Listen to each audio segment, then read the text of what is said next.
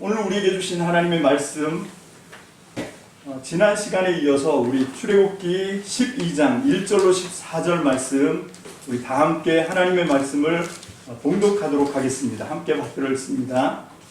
출애굽기 12장 1절로 14절 말씀,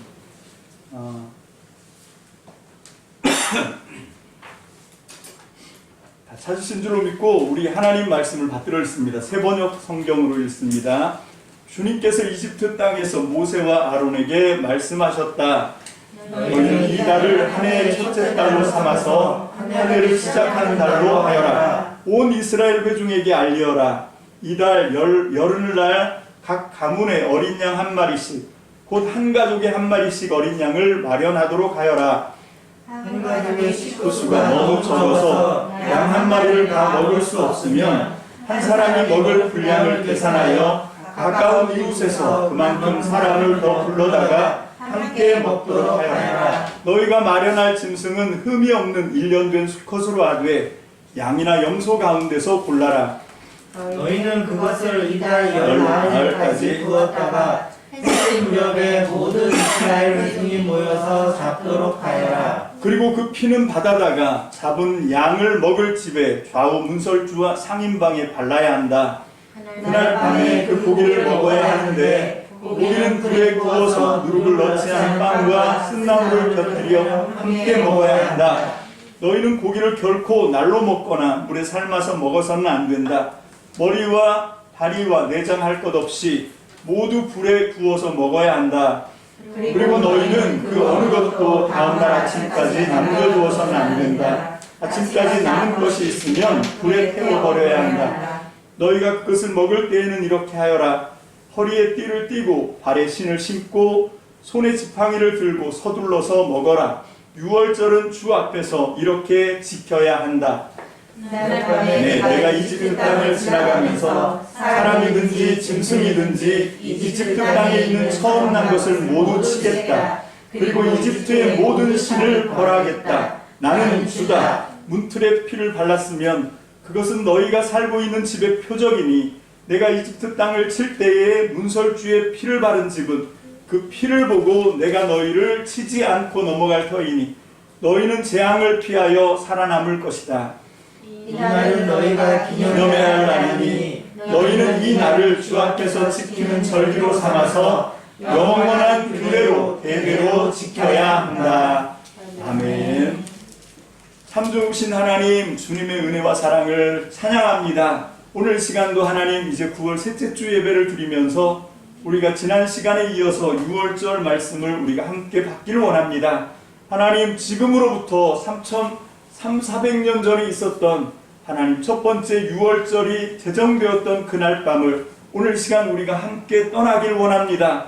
하나님, 그리고 3,400년 지난 후를 살고 있는 우리에게 오늘 이 말씀이 이 6월절을 제정하신 하나님의 뜻이 우리에게는 어떻게 적용돼야 하는지 주님의 지혜가 필요합니다. 오늘 시간 이 말씀을 생명의 말씀으로 알고 진리로 알고 이 말씀을 붙잡고 오늘을 사는 우리에게 하나님의 뜻을 분별하기 사모하는 모든 심령들에게, 사랑하는 우리 참믿음교회 모든 성도들 교우들에게 오늘 시간 주님 하나님의 입으로 직접 말씀하여 주셔서 하나님의 뜻을 온전히 분별하고 믿음으로 순종하여 그 뜻을 완성하는 저희들이 다 될 수 있도록 하나님 축복하여 주시옵소서. 오늘도 오직 성령님께서 우리 가운데 운행하시고 하나님의 말씀의 진리 가운데로 인도하여 주실 것을 믿으며 전폭을 주님의 말씀께 의지하고 예수님의 이름으로 축복하며 기도합니다. 아멘. 지난 시간에 이어서 오늘 두 번째로 오늘 이 본문을 함께 나누려고 합니다. 지난 시간에는 복습을 좀 해보면요, 6월절이라는 절기를 만든 이유를 10가지 재앙하고 이렇게 연결을 시켜서 당시에 이스라엘 히브리 민족의 사람들이 얼마 동안 이집트 파라오에게 지배를 받았다고 했죠? 430년이라고 하는, 이게 보통 시간이 아닙니다. 대를 이어가면서 430년 동안이나 이집트에서 파라오의 지배를 받고 이집트 사람들이 섬기던 우상들을 통해서 그렇게 살다가 보니까 잘못 각인된 하나님의 관을 갖고 있었다라고 하는 것이죠. 그래서 하나님께서는 이 백성에게 이제 아브라함을 통해서 하나님께서 약속하셨던, 그리고 대대로 이제 이삭과도 야곱과도 언약을 체결하시면서 이제 이 씨를 통해서 내가 내 백성을 만들겠다고 말씀하셨던 그걸 이제 만들어 가시는데, 그렇게 하려면 430년 동안 잘못된 우상들, 잘못된 신들 밑에서 그들의 문화를 누리고 같이 따라 살다 보니까 진짜 하나님, 정말로 하나님을 믿는 그 본질을 잃어버리고 살았던 거지요. 그래서 그 당대에 살고 있었던 이제 하나님의 백성으로 언약을 체결해야 되는데, 이 백성들에게 진짜 참 하나님이 어떤 분인가, 어떤 것인가를 알려주기 위해서, 그래서 이 10가지 재앙을 지리하게, 그렇게 10가지 재앙을 통해서 하나님께서는 하나님이 이스라엘 백성들에게 어떤 하나님인지 그거를 이제 수정시켜 주시고, 그걸 배울 수 있는 그런 그걸 그냥 말로, 글로가 아니라, 책으로가 아니라 정말로 이 6월절이라고 하는 그 앞에 있는 10가지 재앙과 연결해서 그 종교적인 의식을 만들고 절기를, 그 규정들을 계속해서 해마다 지속해서 반복해서 지키게 하심으로 말미암아 이제 하나님의, 다른 하나님에 대한 지식을 그들이 머리가 아니라 몸으로, 그리고 그들의 삶 속에서 그들의 영혼에 이거를 각인시키고 이걸 익힐 수 있게 해주셨다라고 하는 걸 우리가 알 수가 있습니다. 자, 이제 오늘은 연속으로 이어서, 이거는 그 당시에 살고 있었던 하나님의 백성, 이스라엘 백성들을 그렇게 수정하려고 했던 목적이 있지만, 오늘은 또 다른 의도에서 살펴보려고 합니다.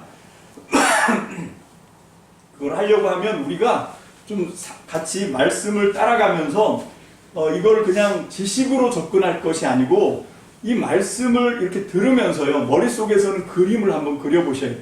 그러니까 상상의 날개를 펴고 오늘 하나님의 말씀이 우리를 이끌어 가시는 대로 도대체 어떤 사연이고 어떤 사건이고, 그 사건을 통해서 그걸 받아들이는 사람들의 마음이 어떠했을 것이다 라고 하는 걸 우리가 함께 좀 따라가면서 상상하면서 하다 보면 주님의 뜻을 분명하게 깨닫게 될 줄로 믿습니다. 아멘. 자, 이스라엘 백성은 두고두고 세월을 지나오면서 해가 거듭되면 매해 시작되는 아비부월이라고 하는, 이걸 이제 그 한 해의 시작으로 삼았어요. 이 아비부월은 원래 4월인데 아달월 다음에 아비부월이 나오는데, 이거를 달 이름도 바꿔요. 니산월. 그래서 처음 시작하는 달이다. 그런 의미로 해서 아예 그냥 달을 이게 4월인데 이걸 그냥 한 해 첫 해로, 첫 달로 삼아라. 그렇게 명령을 하셨죠. 지난번에 우리가 찾아봤는데 그래서 이제 그 아비월, 그러니까 니산월 그 날이 되면, 그날 그 열흘날 니산월 10일이 됐을 때 10일날 뭘 하냐면 양 우리에 가서, 염소와 양이 있는 우리에 가서 양이든 염소든 한 마리를 택하는 거예요. 이게 6월절 양이죠. 근데 이걸 어떻게 택해야 되냐면 초태생, 이게 무슨 얘기입니까? 1년 된 양이나 1년 된 염소 중에 한 마리를 고르는 겁니다. 선택을 하는데 6월절 양은 언제 잡냐면 열 나은 날 저녁에 잡아요. 그러니까 4일 전에 양을, 1년 된 양이나 염소 중에 한 마리를 이제 우리 가족의 6월절 양으로 택하기 위해서 한 마리를 선택하는 겁니다. 그거를 선택을 하면 어떻게 하냐면 그 우리에서 그 양을 꺼내요. 다른 양, 염소는 우리에서 지내는데 이제부터는 이 6월절 어린 양을 어떻게 하냐면 사람들하고, 그 가족들하고 같이 먹고 가족들하고 같이 잠을 자요. 집에서 가족으로 받아들여서 함께 먹고 함께 자고 이러면서 이제 4일을 지내는 거죠. 그래서 열 나은 날 저녁이 되면 그 6월절 양 잡는 의식을 따라서 그 양을 이제 잡습니다. 양을 잡고 그 피를 받아두었다가 그 피를 어떻게 하라고요? 그 양을 잡는 그 집에 문설주와 상인방에다가 피를 바르는 거죠. 얼마나 피비린내가 났을까요? 그죠? 비린내가 아주 나는 그런 피를 이제 그날 밤에 이걸 바르는 겁니다. 그렇게 발라놓고 갑자기 가족들을 다 모으게 한 다음에, 여러분 이게 원래 유대인들의 식사는 원래 이렇게 먹는 게 아니에요. 그 예수님이 6월절 마지막 최후의 만찬이라고 하는 그림으로 중세시대 때 그려진 그림을 보면 이게 좀 잘못됐지. 그 중세 화가가 이 유대인들의 밥 먹는 풍습을 잘 모르고 성경에서 묘사하고 있는 걸 잘 몰랐던 거예요. 근데 사실은 잘 따지고 보면 예수님도 6월절 식사의 어떤 규정들을 변형을 시켰습니다. 왜 이걸 변형을 시켰을까? 어떤 식으로 변형을 시키냐면 이제 요한복음에 그걸 잘 묘사하고 있는데 마지막 만찬 자리를 그래서 그 복음서들에 보면 제자들에게 명령하죠. 그래서 그 예루살렘에 우물이 있는데 그 우물로 물 길러 나온 사람, 첫 번째로 물을 기르러 나온 사람을 보면 그 사람을 따라가라. 그래서 그 집에 들어가서 그 집 주인에게 뭐라고 말하라고요? 우리 주께서 여기서 6월절 식사를 하시기를 원하신다. 이렇게 얘기를 해라. 자, 이게 무슨 얘기입니까? 이게 원래 출애굽기 오늘 본문 말씀에서 얘기하는 건 자기 집에서 자기 집을 위해서 먹는 거잖아요. 근데 지금 예수님 당시에는 어떤 일이 있었냐면 자기의 전 재산과 집을 잃어버린 사람들이 되게 많았습니다. 그래서 이 사람들은 어떻게 사냐면 집이 없으니까 어떻게 하죠? 집이 없으니까 그냥 떠돌아다니는 거예요. 정처 없이 헤매고 떠돌아다니는 거죠. 예수님은 그런 그 당시에 가난하고 정처 없이 전 재산을 잃어버리고 집도 없이 헤매고 떠돌아다니는 그런 빈민들하고 같은 삶을 예수님이 사신 거죠. 그래서 예수님이 제자들하고 함께 이스라엘 그 당시에 모든 데를 막 헤매고 다니신 거지요. 그래서 예수님은 주로 어디에 있었냐면 가버나움에 있을 때는 베드로의 장모의 집을 빌려서 거기서 이제 유숙을 하시고 그러면서 그냥 뭐 베세다든지 두로든지 시돈이든지 막 다니시는 거예요. 거기 가는 데마다 예수님의 집이 있습니까? 주님 말씀하시잖아요. 제비도 그리고 여우도 자기 집이 있고 굴이 있는데 인자는 뭐라고요? 집 없다 얘기하세요. 머리 둘 곳이 없다 이렇게 말씀하세요. 예수님은 그 당시에 전 재산을 잃어버리고 집을 빼앗기고 그렇게 정처 없이 길 위에서 헤매고 다니는 그 사람들을 대표해서 예수님도 똑같은 삶을 지금 살아가고 계신 거죠. 예수님의 제자들 가운데는 세베대의 두 아들들처럼 굉장히 유력한 부잣집 자녀들도 있었습니다. 그럼에도 불구하고 예수님을 따라 함께 유리방황하고 헤매면서 그게 일종의 예수님의 제자훈련 형식이었다라고 우리가 볼 수가 있어요. 그러면서 이제 지나가니까 이 사람들은 피를 받아도 그 피를 남의 집 문설주와 인방에 바르면 안 되잖아요. 그러니까 피를 받아도 어린 양을 잡아도 물론 비싼 양을 잡을 만한 능력도 안 되지만 만약에 어떻게 하다가 양 한 마리를 얻어서 잡았다고 하더라도 자기 집이 없는데 어디다가 바릅니까? 그런 사람들을 위해서 예수님이 어떻게 보면 일종의 새로운 6월절로 새로운 형식을 만들었다라고 저는 생각을 해요. 제 개인적으로. 그래서 예수님은 그 6월절 마지막 식사를 어떤 식으로 하시냐면 가장 메인 그 음식이 뭐냐면 양이잖아요. 근데 양 없습니다. 양을 잡을 만한 능력이 안 되는 거죠. 그러니까 어떻게 하냐면 그냥 아무리 가난하고 아무리 없이 살아도 집이 없더라도 반드시 하루에 꼭 해결해야 되는 건 먹는 거니까 빵은 꼭 있어야 되죠. 그죠? 그리고 이 빵을 먹을 때 곁들여 먹는 포도주는 그 성지순례를 가보면 그 지역이 전부 다 석회질 땅이에요. 토양이. 그래서 그런 땅은 물이 엄청 셉니다. 그래서 이 사람들은 그게 뭐지? 올리브. 그 올리브를 꼭 식사 때마다 한 2-3개씩 먹으라고 해요. 왜냐하면 몸 속에 석회질이 들어가서 이게 돌이 쌓이면 안 되니까 그 올리브 되게 막 먹기가 곤욕스러운데 그거를 먹어서 몸에 있는 석회질을 뽑아낸다 그러더라고요. 그리고 이 사람들은 그냥 우리처럼 생수를 이렇게 먹고 이건 진짜 축복입니다. 우리나라. 하나님께서 우리나라를 복 주셔서 진짜 어디를 가든지 특히 우리 아산과 거제도가 물이 되게 좋은 것 같아요. 식수로도 좋고 뭐 씻기도 좋고 참 이건 복 받은 거죠.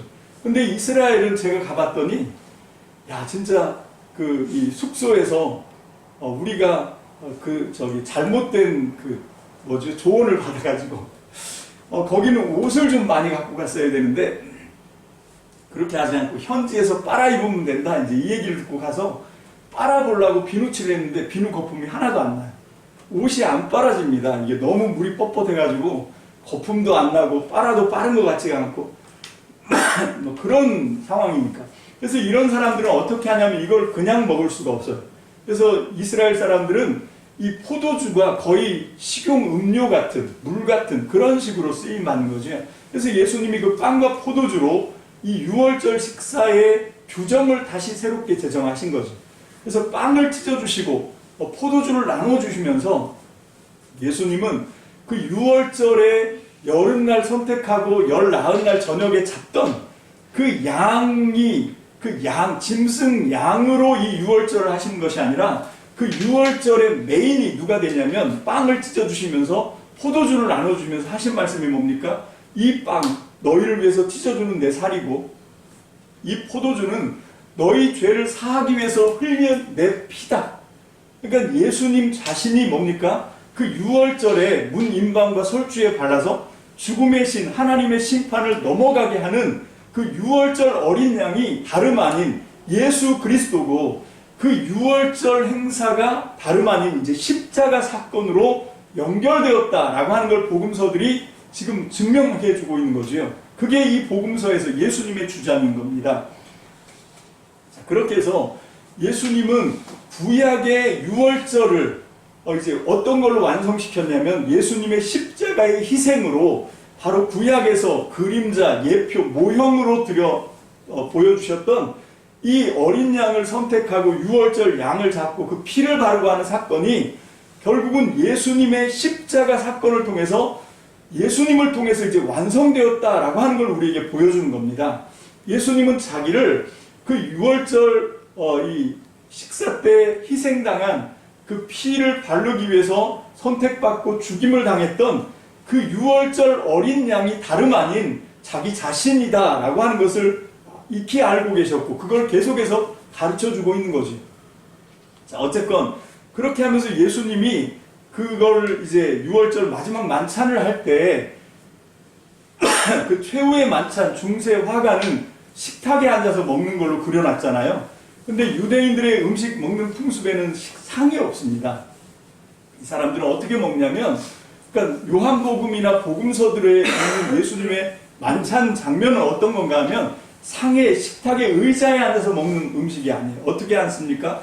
동그랗게 대열을 만들고 그리고 그 상태로 그냥 편하게 앉는 거죠. 편하게 앉는데 어떻게 앉냐면 유대인들의 식사 그 법은 가장 세상에서 제일 편한 자세로 앉는 거예요. 비스듬히 거의 누웠다고 생각할 정도로. 그래서 이제 눕긴 누워야 되는데 기댈 게 없으니까 어떻게 합니까? 옆에 있는 사람, 한쪽 편에 있는 사람을 자기 의자라고 생각하고 그 사람에게 이렇게 기대 앉는 거죠.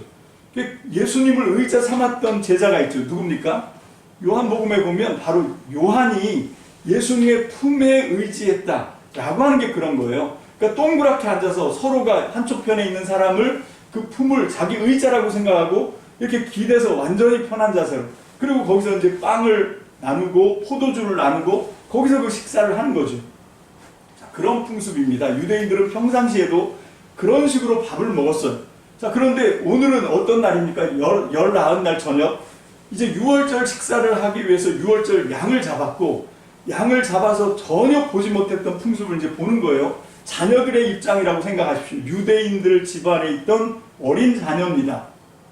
근데 갑자기 양을 한 마리 택해서 그 양, 더럽잖아요, 양. 근데 깨끗이 씻겨서 이제 자기들하고 같이 잠을 자게 합니다. 밥도 먹을 때 같이 사람하고 먹게 해요. 그래서 왜 이렇게 하는 거냐고 물어보겠죠, 그죠? 이거 왜 이렇게 해요? 했더니, 이게 바로 유월절을 위한 어린 양이란다. 1년 된 양이란다 하고 이제 설명을 해주는 겁니다.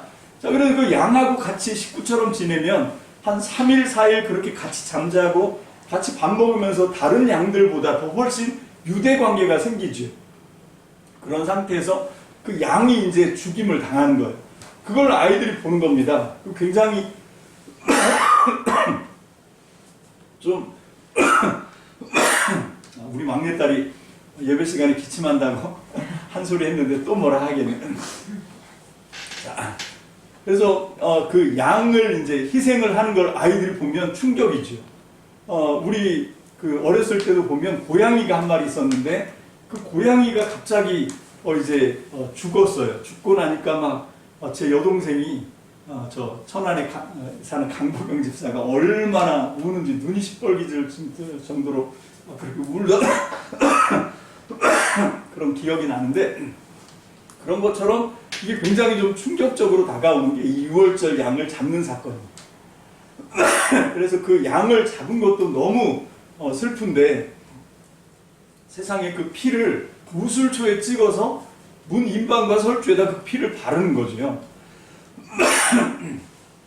자, 그리고 그 다음에 더 이상한 풍경이 펼쳐집니다. 어떻게 합니까? 어떻게 하냐면 이제 그 양을 구워서 먹는 거예요. 여러분, 이게 유대인들의 음식, 특히 제물로 드렸던 제사의 형식을 통해서 먹는 음식들은 처음부 다 어떻게 먹게 되어 있냐면 삶아 먹게 되어 있습니다. 사무엘상 2장에 보면 그 엘리 제사장의 못된 아들 홈리와 비느하스 두 아들이 하나님 앞에 악행을 하는데, 그 악행 중에 하나가 뭡니까? 악행 중에 하나가 그 제물에 쓸 고기를 삶아 먹지 않고 구워 먹겠다고 생고기 내놔라, 이러면서 이 강짠을 부리는 그런 내용이 나오잖아요. 모르십니까? 그런 게 나와요. 자, 그래서 이게 유대인들은 통상적으로 특히 제사와 하나님께 드려지는 제사와 연관을 했을 때는 어떻게 먹게 되어 있냐면 삶아 먹게 되어 있습니다. 근데 이거를 구워서 먹는 게 이 유일해. 이 유월절 어린 양. 이걸 구워서 먹는 거죠. 그러니까 자녀들이 볼 때 참 이게 낯선 겁니다. 구워서 먹어요. 근데 아까 설명해 드린 것처럼 유대인들의 식사법은 신발 벗고 겉옷도 벗고 되게 편안한 자세로 눕다시피 해서 그러고 먹는 건데, 근데 이날은 어떻게 하냐면 서서, 그것도 그냥 쓰는 게 아닙니다. 겉옷 입고 허리에 띠까지 띠고 그 다음에 지팡이까지 들어요. 지팡이도 들리고, 그리고 나서 급하게 구워서 먹습니다. 근데 그것만 먹는 게 아니죠. 뭘 먹습니까? 빵과 나물을 곁들여 먹는데, 이 빵과 나물이 이게 또 악권이에요. 이 빵은 어떤 빵이냐? 평상시에 먹던 누룩을 넣으면 빵이 부풀잖아요. 그래서 숙성이 돼서 먹으면 빵이 맛있습니다. 근데 누룩을 뺀, 그렇게 만든 그런 빵을 먹으라는 거죠. 맛도 없고 먹기도 고역스럽습니다. 자, 이런 빵을 먹으라 그러고 이것도 곁들여서, 그 다음에 또 뭐랑 먹냐면 쓴 나물. 그러니까 이거 유월절 식사를 하는 게 아이들한테는 고역입니다. 그걸로 끝나지가 않아요. 어떻게 하냐면 그 유월절 이 니산월, 아비월 15일이 유월절인데, 그 15일 지나서 그 다음부터 일주일 동안 무교병을 먹는 무교절이라고 해서 계속 그 유월절에 먹었던 맛없는 빵을 계속 일주일을 먹게 하는 거죠. 그러면 의문이 들 수밖에 없습니다. 자연스럽게 물어볼 수밖에 없어요. 왜 이렇게 맛없는 거? 이거 쓴 나물을 왜 이런 거를 해야 되고, 이걸 먹어야 되고, 왜 양을 잡아야 되고, 왜 피를 발라야 되고, 그렇게 아이들이 물어보면 그때 부모들이 뭘 얘기합니까? 자연스럽게 유월절에 대한 출애굽기의 말씀을 아이들에게 가르쳐 주는 거죠. 이 일을 통해서 이 유대교의 종교가 이 일을 통해서 계속 대를 이어가면서 자녀들에게 전달이 되었던 것이죠. 자, 여러분 한번 상상을 해보면 이제 이 유월절날 이런 식사를 하고 이런 일들을 겪을 때 이 자녀들이 이제 질문을 했다고 생각하면 그 아버지들이 이렇게 아마 대답을 했을 거다라고 제가 상상을 해서 한번 얘기를 해보겠습니다. 자, 왜 이런 일을 해야 합니까? 이게 이제 자녀들이 가진 의문이죠. 어떤 일? 이렇게 양을 선택해서 함께 먹고 자고 하다가 그 정말 친해졌던 양을 정말 죽이고, 그 죽이는데도 어떻게 죽이냐면 끔찍하게 그 피를 받아다가 문 인방과 설주에다 발라서 피비린내가 나게 하고, 그리고 이제 그 고기를 구워서 평상시에는 삶아 먹었던데 이걸 구워서 먹게 하고, 근데 또 그걸 구워 먹는 게 아니라 하이라이트가 뭡니까? 아주 악권이 뭔가 하면 이 클라이막스죠. 이거를 무교병 맛없는 빵하고 그 다음에 쓴 나물을 곁들여서 먹어야 돼요. 이거 꼭 해야 된다는 거죠. 그러면 물어봅니다. 왜 이런 일을 해야 하냐고 물어보면 부모들이 자식들한테 자연스럽게 출애굽기 신앙 이야기를 합니다. 이게 하나님의 또 다른 세팅인 거죠. 자, 이스라엘 사람들은 어떤 성향이 있냐면 조상들과 자기들을 동일시합니다. 특히 신앙적인 관점에서는 아주 심하다고 싶을 정도로 동일시를 하죠. 그래서 조상들이 경험한 것을 마치 자신들이 겪은 것처럼 그렇게 생각을 하고 그렇게 표현을 합니다. 성경을 읽다 보면 그런 유대인들의 습관을 몰라서 우리가 좀 난처했던, 저 같은 경우도 굉장히 당황했던 그런 경험들이 있는데, 자, 유월절 절기를 지키면서 자연스럽게 터져나오는 자녀들의 질문에 부모들이 들려주는 출애굽기 이야기는 아마도 이렇게 되지 않았을까요? 우리가 이집트에서 종살이를 하면서 파라오와 이집트의 권세자들에게 혹독한 압제와 학대와 폭력에 시달렸단다.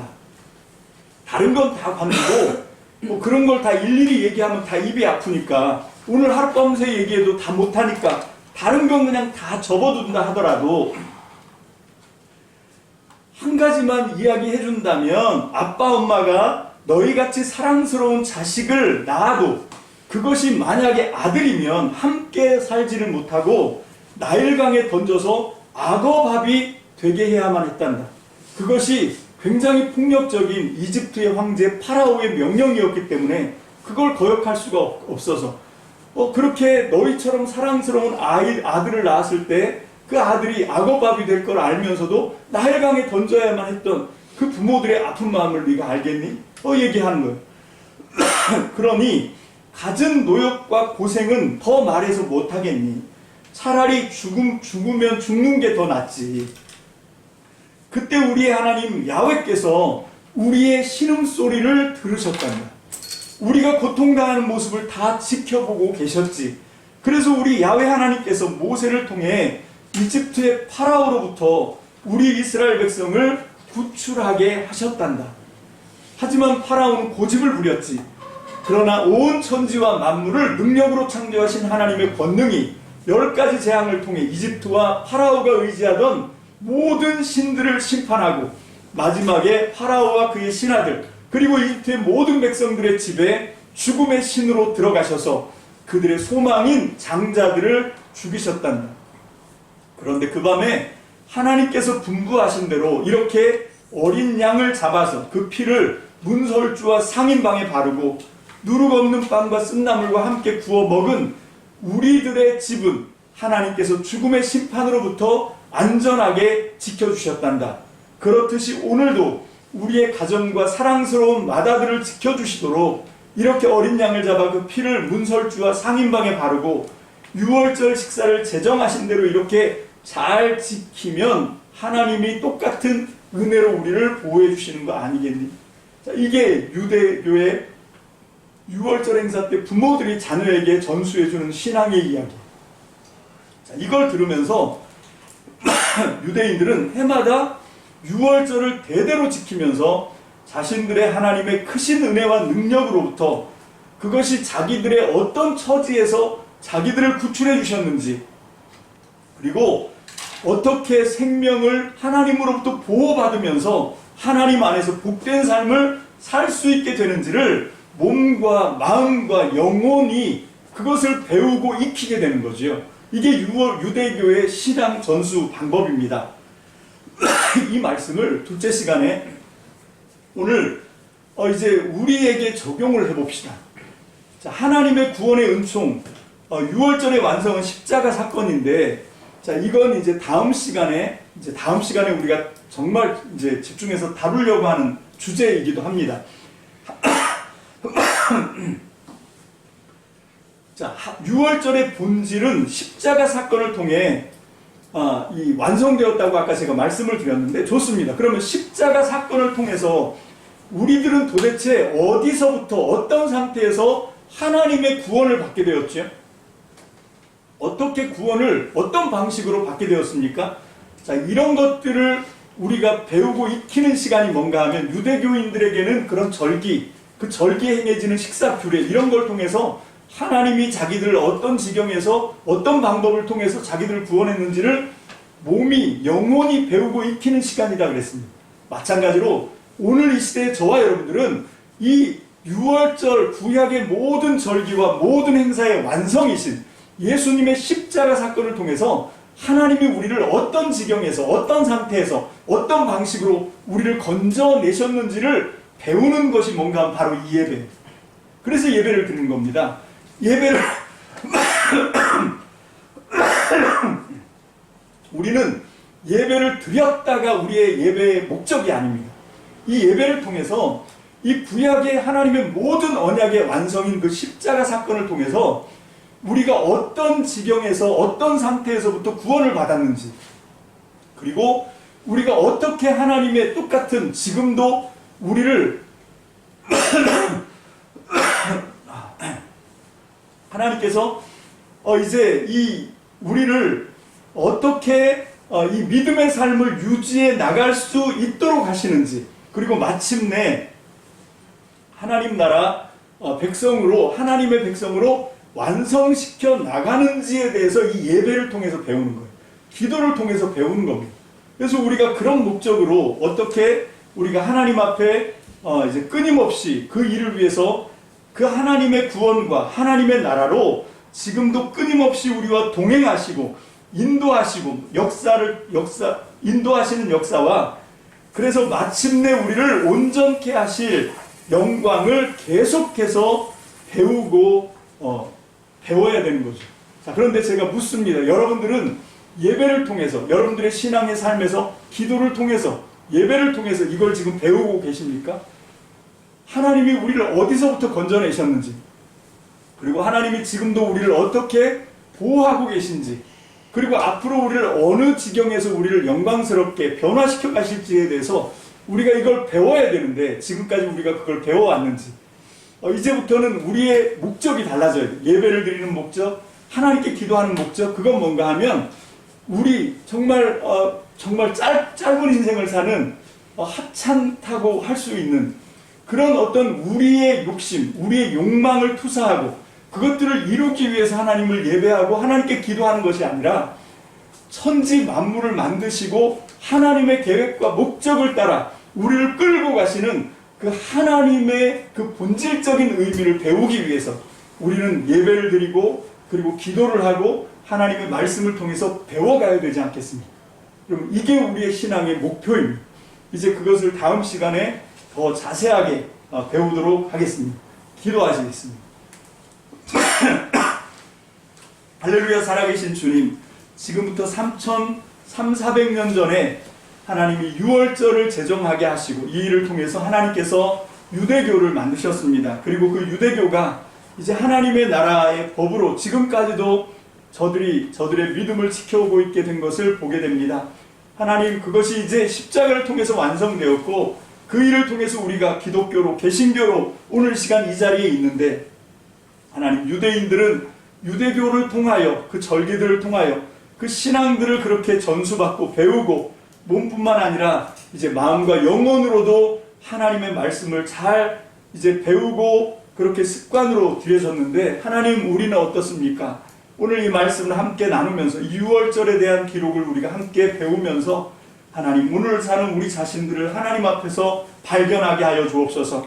그래서 하나님, 우리가 정말 살아계신 진리이신 하나님의 말씀을 통하여 그 말씀대로 순종하며 드려지는 우리의 정기적인 예배와 그리고 그 예배뿐만 아니라 우리의 삶에서 하나님과 교통하면서 하나님과 교제하면서 드려지는 기도를 통하여 하나님, 우리가 무엇을 배워야 하는지, 무엇을 알아가야 하는지를 오늘 말씀을 통하여 우리가 깨닫게 하니 감사합니다. 그렇습니다. 하나님, 우리가 하나님을 배우기를 원합니다. 하나님이 우리에게 베풀어 주셨던 구원이 도대체 어떤 의미가 있는지를 배우기를 원합니다.